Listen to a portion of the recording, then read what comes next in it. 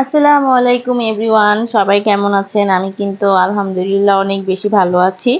তো আজকে আমি তৈরি করছি কুরবানির মাংস দিয়ে পিঠা তৈরি করছি। আর যারা যারা এই পিঠাটার নাম জানেন তারা অবশ্যই কমেন্টে জানাবেন পিঠাটার নাম কি। আর এই পিঠাটা কম বেশি সবাই অনেক বেশি খেতে পছন্দ করে, আর আমার তো অনেক অনেক বেশি পছন্দ এই পিঠাটা, যার কারণে আমি প্রায় এটা বাসায় বানিয়ে খাই। কিন্তু এই কুরবানির সময়টা একটু বেশি বানানো হয়, কারণ কুরবানির এই গোশত দিয়ে পিঠাটা অনেক বেশি মজা লাগে, যার কারণে বানানো হয়। তবে আমার মা কিন্তু প্রতি বছরই কোরবানির সময় এই পিঠাটা অনেক বেশি বানাতো, আমরা সবাই মিলে খেতাম, কিন্তু কখনো নিজে বানিয়ে ট্রাই করিনি।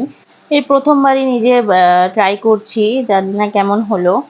এখনকার সময় তো মানুষ বাসায় পিঠা বানানোর ঝামেলা একদমই করতে পছন্দ করে না, সবাই এখন বাহির থেকেই সবকিছু কিনে খায়, যার কারণে বাসায় বানানোর যে একটা মজা সেটা অনেকেই জানে না। তো বাসায় যে কোনো জিনিসই বানিয়ে খাওয়ার, নিজের হাতে বানিয়ে খাওয়ার মজাটাই কিন্তু আলাদা। কিনে খাওয়ার খাওয়ার মধ্যে কোনো ঝামেলা থাকে না, আর বাসায় বানিয়ে নেওয়ার মধ্যে আসলে অনেক ঝামেলা হয়, কিন্তু এই ঝামেলাগুলোর মধ্যেই কিন্তু অনেকটাই সুখ পাওয়া যায়, যেটা ফ্যামিলি সবার সাথে বানিয়ে সবার সাথে একসাথে বসে খাওয়ার মজাটাই কিন্তু আলাদা।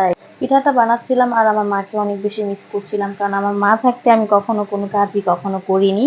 তো মা অনেক বকতো আর বলতো যে শিখে রাখ, যখন সংসার হবে নিজে তখন অনেক কাজে আসবে, কিন্তু কখনো মায়ের পাশে বসে কোনো কাজ শেখার ট্রাই করিনি। তো আজ এত কিছু করতে পারছি, বা এই পিঠাটা আমি নিজে হাতে বানাচ্ছি, এটা আমার মা দেখতে পেলে অবশ্যই অনেক বেশি খুশি হতো যে তার মেয়ে এত কাজ করছে, কিন্তু আসলে আল্লাহ নসিবে রাখিনি তাকে দেখার জন্য।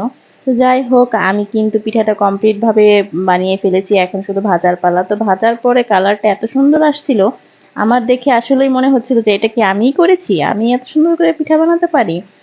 আসলেই মানুষ কোনো কিছুই ছোট থেকে পারে না, আস্তে আস্তে সবকিছুই শিখে নেয়, তেমনি আমিও অনেক কিছুই শিখে ফেলেছি সময়ের সাথে সাথে। আসলে আমি কোনো কিছুই পারতাম না, কোনো কাজই করতে পারতাম না, এখন আমি অনেক কিছুই পারি। সব সময়ই মানুষকে অনেক কঠিন কাজকে অনেক সহজ করতে শেখায়। আমার নিজেকে দিয়েই আমি তা নিজেই বুঝলাম।